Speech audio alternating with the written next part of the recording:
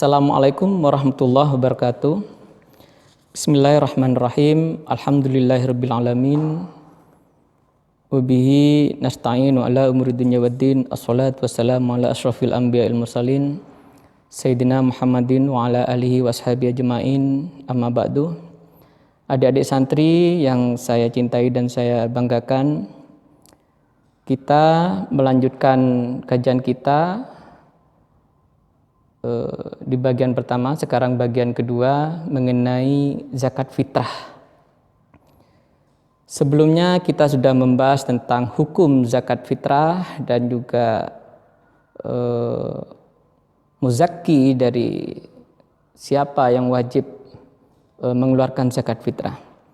Saat ini saya akan membahas mengenai mustahik, orang-orang yang berhak. Yang kedua, waktu pembayaran zakat fitrah. Yang ketiga itu bentuk dari zakat fitrah, barang-barangnya itu apa saja. Yang terakhir nanti saya juga akan membahas mengenai ukuran dari zakat fitrah itu. Baiklah, kita mulai dari mustahik ya. Bahwa dalam zakat fitrah, mustahik itu khas ya. Khas. Dalam zakat secara umum, zakat mal misalnya ya, mustahik itu disebutkan misalnya dalam surat At-Taubah ayat 60 itu ada 8 golongan yang mendapatkan hak terhadap zakat dan infak yang dikumpulkan oleh kaum muslim. Tapi untuk zakat fitrah ini khas, ini khusus bagi fakir miskin. Jadi misalnya seperti yang pernah khabar yang pernah disampaikan oleh Ibnu Abbas menunjukkan bahwa zakat fitrah diberikan kepada fakir miskin, bukan golongan-golongan yang lain, misalnya tidak untuk amil, tidak untuk mu'allaf, tidak untuk orang yang terbelit hutang misalnya, dan bukan orang-orang yang berjihad di jalan Allah, dan juga bukan untuk Ibnu Sabil. Jadi khas untuk fakir miskin. Karena tujuannya jelas adalah bagaimana orang miskin pada hari raya Idul Fitri itu tidak disibukkan lagi untuk meminta-minta. Orang-orang miskin itu tidak menderita. Bahkan Rasulullah mengatakan bahwa dalam hadisnya begini, aunuhum anit tawafi fi hadzal yaum ya, cukupkanlah mereka orang-orang miskin, aunu cukupkanlah oleh kalian semua, hum orang-orang miskin, anit tawafi, jadi berkeliling, fi hadzal yaum, pada hari ini, maksudnya adalah hari Idul Fitri. Jadi orang-orang miskin itu biasanya kan berkeliling minta-minta gitu ya, menderita atau bekerja tapi dengan sangat sulit sekali. Nah, Nabi ingin mereka itu pada hari raya Idul Fitri dibebaskan dari beban penderitaan itu. Jadi ada redaksi hadis yang mengatakan aunuhum anit tulabi fi hadzal yaum misalnya. Sama saja sebenarnya substansinya.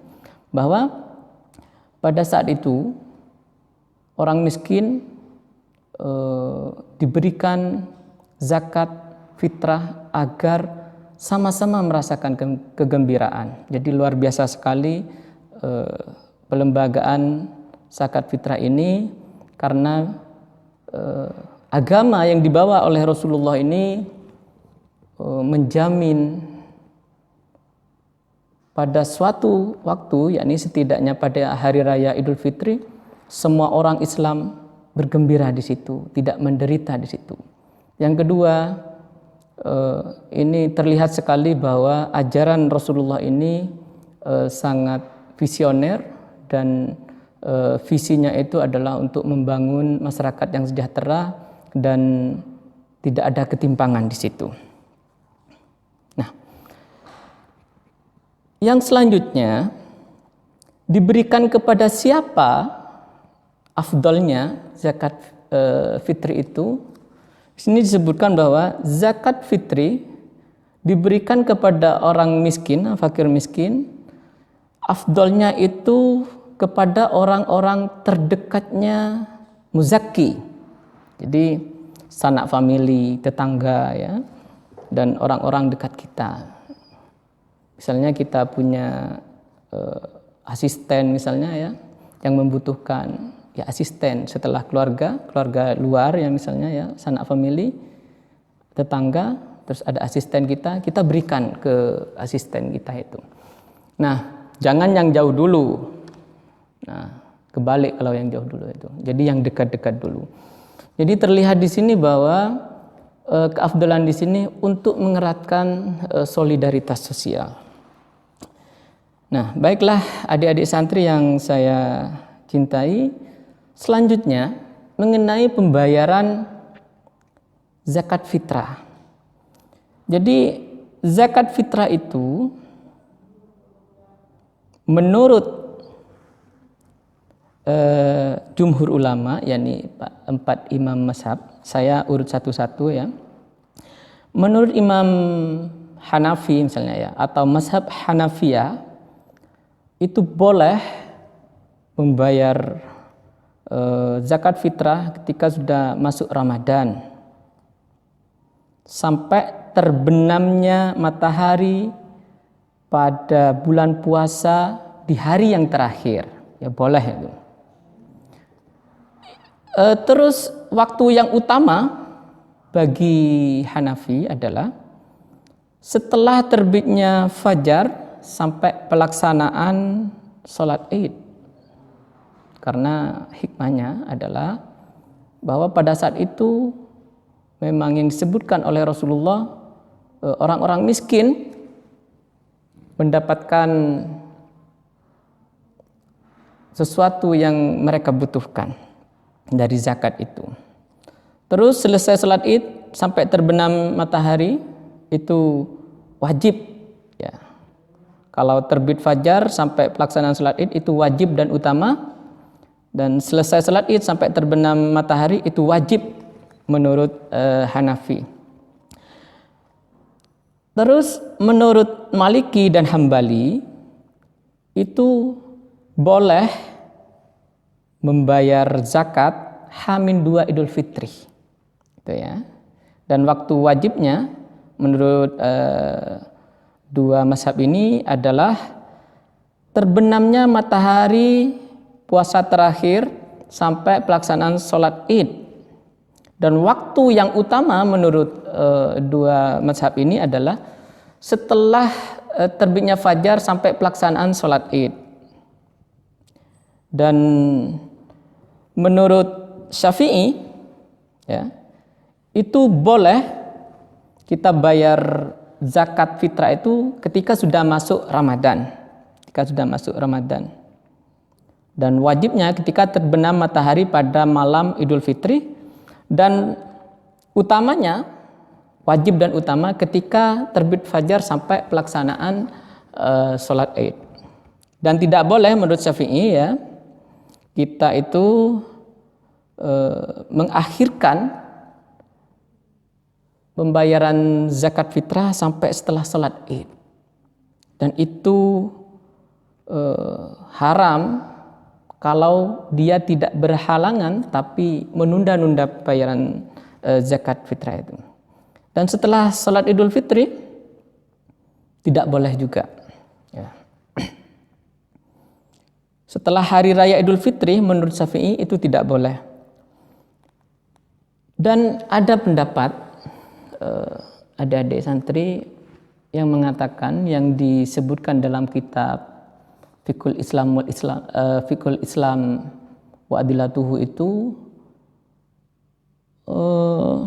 pendapat yang menyatakan bolehnya menyegerakan zakat bahkan sebelum masuknya bulan Ramadan. Tapi di situ tidak dielaborasi, saya belum mengelaborasi lebih jauh.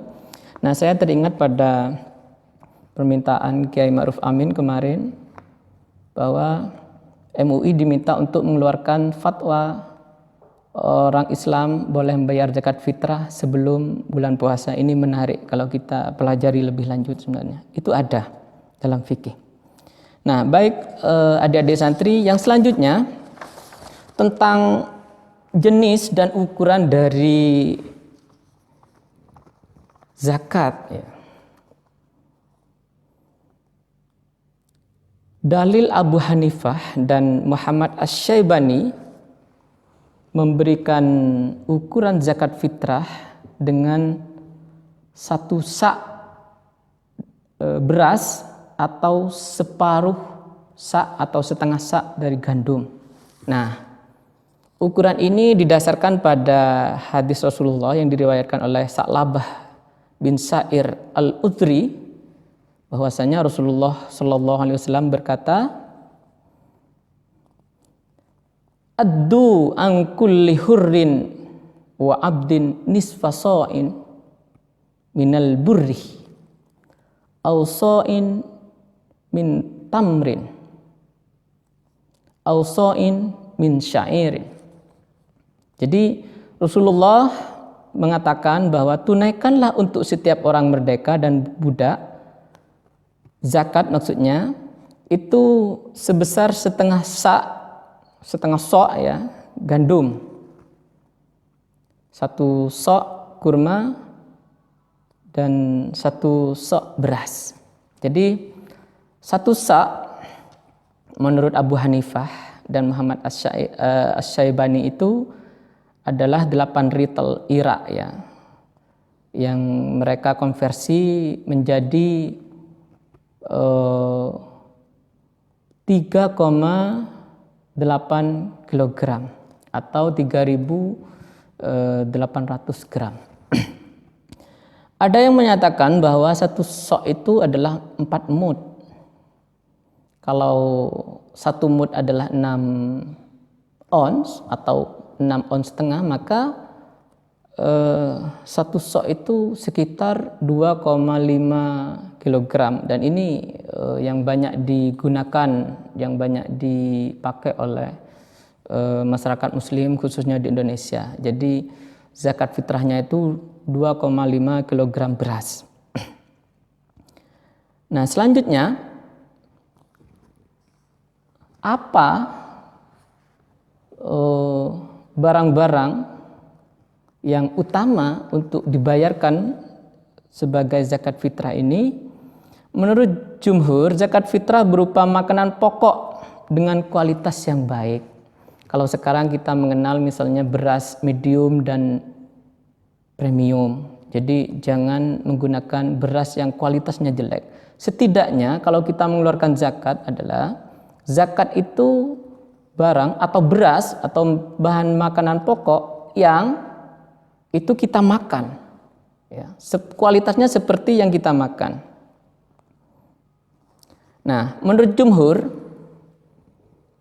selain Hanafiyah ya, kita harus membayar zakat fitrah itu bahan makanan selagi bisa. Ya. Menurut Hanafiyah, kita dibolehkan membayar zakat fitrah itu dengan harganya, misalnya diuangkan. Misalnya konversi harga beras 2,5 kilo itu berapa misalnya. Itu boleh menurut ulama Hanafiyah.